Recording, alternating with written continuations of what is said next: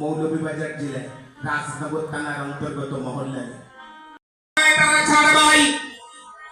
মুকুন্দ ঘোষ, বাসু ঘোষ, মাধব ঘোষ, গোবিন্দ ঘোষ, চারজনই পরম বৈষ্ণব। তাহলে দুইজন বাদ যাবে কেন? চারজন জড়িয়ে দিতে পারতেন। কিন্তু আমি গ্রন্থ সাধন করে দেখেছি তাদের বাড়ি হচ্ছে কক্সবাজার পটিয়াদি থানা সনহারা গ্রামে। সেই মুকুন্দ দত্ত এবং বাসু দত্ত আর মৌলভীবাজারে যারা জন্ম নিয়েছে তারা ঘোষ, আর যাদের পরিচয় পেয়েছি তারা হচ্ছে দত্ত। আর এই মুকুন্দ দত্তের সন্তান সংকীর্তনের রঘুনন্দন, যিনি দলিল বান্ধবঞ্জন করবেন, যিনি সাক্ষাতে মহাপ্রভুকে দর্শন করে জয়ধ্বনি করেছি, তার সন্তান রঘুনন্দন। কেমন করে জয়ধ্বনি করছেন? কীর্তন আনন্দে শিবাসুর আনন্দে, কীর্তন আনন্দে শিবাসুর আনন্দে, মুকুন্দ বাসুগুণ গায়, মুকুন্দ বাসুগুণ গায়, ভাদ্রী কীর্তিনি মাদল বাজত, ভাদ্রী কীর্তিনি মাদল বাজত, বাজত মন্দির রসালে, বাজত মন্দির রসালে।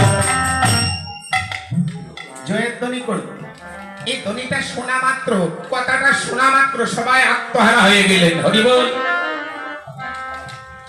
কিন্তু বেশি আত্মহারা হওয়াটা ভালো না।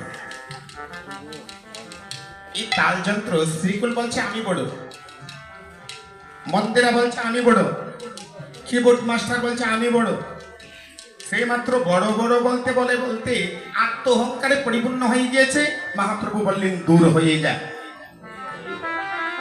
কেন? আত্ম অহংকার ব্যক্তির আমার চরণে জায়গা নেই। পরিত্যাগ করলেন এই জায়গাটা। কৃষ্ণ দাস কবিরাজ গোস্বামী পাদ কলম করে দিলেন। বৈষ্ণব চরণে যদি হয় ক্ষুদ্র অপরাধ, কোটি কোটি ভজনেতে পড়ে যায় বাদ। ভাগো, ঘুম থেকে উঠে যদি কেউ বৈষ্ণব দর্শন করে, কত কুকথা বলে যে আজকের দিনটা বিফলে গেল।